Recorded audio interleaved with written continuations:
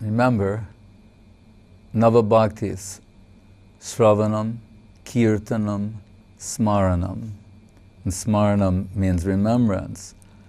Shravanam, what is heard, Kirtanam, reproducing what is being heard, and Smaranam, the remembrance of that. Right? I'm reminded, there's a poet, Wallace Stevens, he has a poem called 13 Ways of Seeing a Blackbird. Right? But one line, one of the 13 ways, he says, I do not know which I prefer, the song of the blackbird or just after. The song of the blackbird or just after that song. The remembrance of what the sweetness of the song was. So in parallel, for the higher devotees, and we make a footnote, Saraswati Thakur was told, Smaranam may be injurious to neophytes, because they're not qualified to be in the internal world without being disturbed by mental impressions, samskar, accumulated impressions of mundane existence, may be superimposed upon very high spiritual things, but just here to start high and maybe descend. The higher devotees, they're also remembering, but they're not nostalgic about the past. If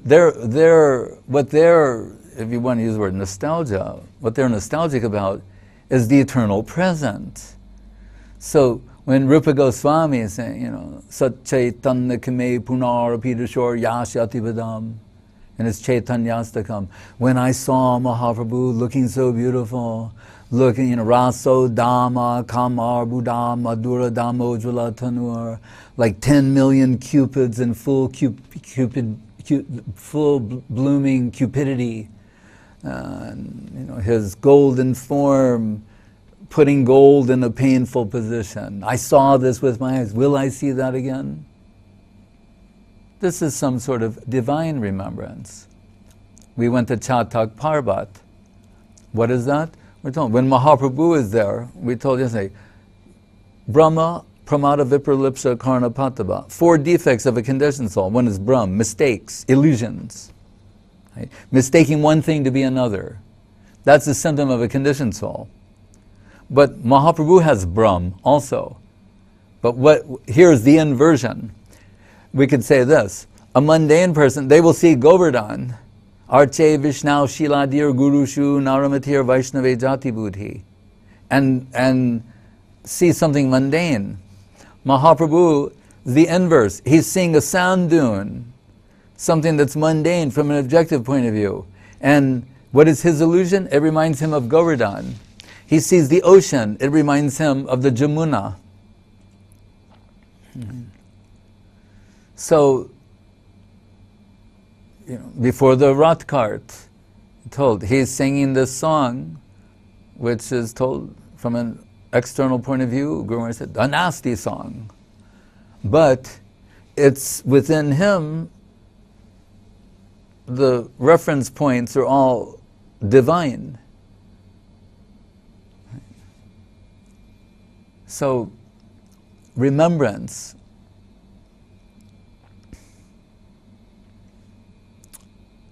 Netihasa Nikalpanam.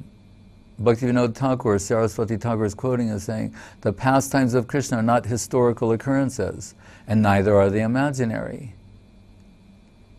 Prakat, aprakat. They're manifested in this plane for some time and unmanifested, but Radha Krishna Nitya Lila Korilo Prakash. They're eternal and cyclical and circular in nature. So advanced devotees, they can penetrate into the depths of those pastimes. Chaitanya Charitamritam is a living scripture. So if someone is in a proper mood of devotion, when they're hearing those pastimes, it's real-time, live streaming of Gaur Leela. You're not reading about what happened 500 years ago. You're reading about what is happening. It's happening somewhere at this moment. It's going on. As Kaviraj Goswami says, and Gurumar is saying, evolution means gradual expression. The sun, it has a position, a fixed position, apparently. And we see, according to our relative position, the sun is rising, it's noon, the sun is setting, it's midnight.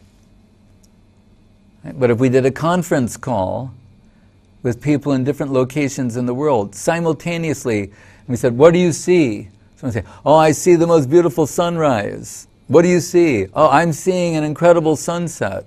What are you seeing? No sun at all, it's midnight. What are you seeing? The hot blazing sun overhead. All simultaneously. So all the pastimes, the birth pastimes, the baby pastimes, childhood pastimes, with Nanda Yasoda, the Sridam Sudam, cowherd boys, then Braja Gopis, then to Mathura, Dwarka, it's going in a circular way. So the devotees, what they're remembering is not what is past in a sense. It may take the shape of that sometimes, but really, they live in the eternal present. Right? So, having heard properly and reproduced what's been heard properly, smaranam, or remembrance, is a possibility.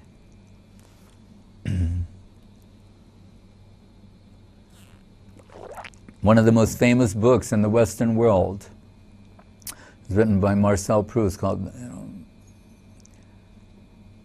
what is it called in French? Something Temps Perdus, and it's variously translated in English, sometimes as Remembrance of Things Past.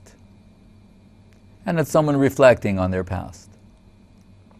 And they remember a particular pastry from their childhood, that upon thinking about that, the aroma comes in and it triggers so many memories about the mother, this, that, the other thing. Right? So this is a mundane book, written, but highly praised, etc. And what we can take away from this and understand is that if that's possible there, and it's considered so substantial, then why not, in the songs of Bhaktivinoda Thakur, praising the Mocha Ganta of Mother Sachi, Madhavendra Puri. If Proust can praise the Emmeline of his childhood, and all the greatest thinkers bow down to him, how brilliant is this work? Then you can, have a glimpse of what's going on from the heart and mind and soul of Bhaktivinoda Thakur. Talking about the Mocha Ganta made by Mother Sachi that was tasted by Rangapuri and Madhavendra Puri, and what sort of divine sentiments this awakened within them.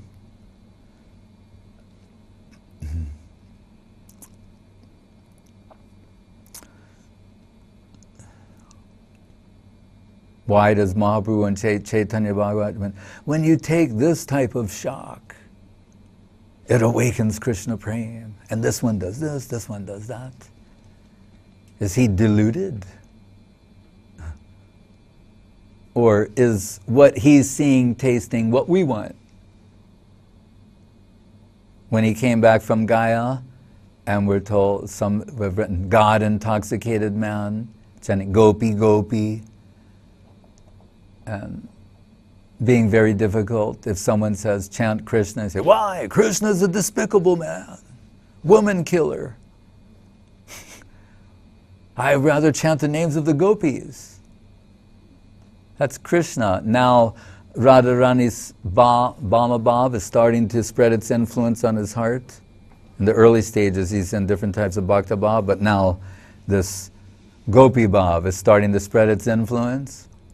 And Mother Sachi is very worried about him and thinks the Brahmi oil, they still have in India from Ayurveda. Put Brahmi oil on your head, will cool you down, give you a cool brain. She put some Brahmi oil on him. He's laughing. For hours, he's laughing madly. Then she thinks, all right, a bathtub full of Brahmi oil. Maybe that'll work. So then she arranges the huge bathtub, and then they fill it up, and Nimai Pandit's in there like, ha ha ha. He's laughing for hours and hours, madly. And she's saying, oh, Nimai's lost his mind. And Srivas Thakur comes, what's the problem? She said, look, Nimai, he's been laughing madly for 9 hours. He won't stop laughing. And Srivas Thakur looks over and says, what he's got, I want a drop of that. And then Nimai Pandit stops laughing.